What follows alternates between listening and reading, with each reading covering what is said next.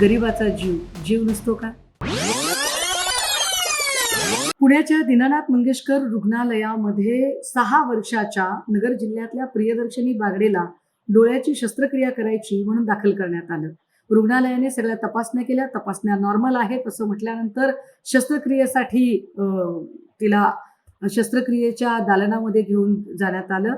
यानंतर तिच्या डोळ्यात एक ड्रॉप सोडल्याचं निमित्त झालं आणि अचानक प्रियदर्शनीला रक्ताच्या उलट्या सुरू झाल्या. थोड्याच वेळामध्ये तिची तब्येत इतकी बिघडली की तिला CPR द्यायला लागलोय असं सांगण्यात आलं आणि काहीच वेळानंतर प्रियदर्शनीचा मृत्यू झाला. प्रकरण दडपण्यासाठी दीनानाथ मंगेशकर रुग्णालयाने प्रियदर्शनीच्या आई वडिलांना आर्थिक आयुष्य देण्याचा, आम्ही तुमचं सगळं बिल परत देऊ, गावाकडे जायला ॲम्ब्युलन्स देऊ, कुठलेही पैसे घेणार नाही असं सगळं सांगितलं. मात्र प्रेत शवविच्छेदनासाठी जेव्हा ससून रुग्णालयाकडे गेलं तेव्हा ससूनने सांगितलं की याची पोलीस तक्रार झाल्याशिवाय आम्ही शवविच्छेदन करणार नाही.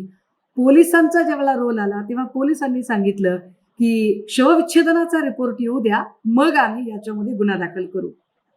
होय, हे तेच दीनानाथ मंगेशकर रुग्णालय आहे ज्या रुग्णालयामध्ये तनिषा भिसेचं बाळ गेलं आणि आरोग्यमंत्री प्रकाश आंबेडकर काहीही करू शकले नाही. हे तेच दीनानाथ मंगेशकर रुग्णालय आहे ज्या रुग्णालयामध्ये काहीच दिवसांपूर्वी राष्ट्रीय स्वयंसेवक संघाचे सरसंघचालक श्री मोहन भागवत हे उद्घाटनासाठी येऊन गेले होते.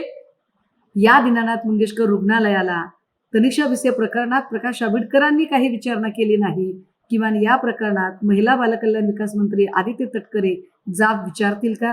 ज्या पोलिसांनी गुन्हा नोंदवायला टाळाटाळ केलेली आहे त्या पोलिसांच्या प्रती काय गृहमंत्री काही कारवाई करतील का?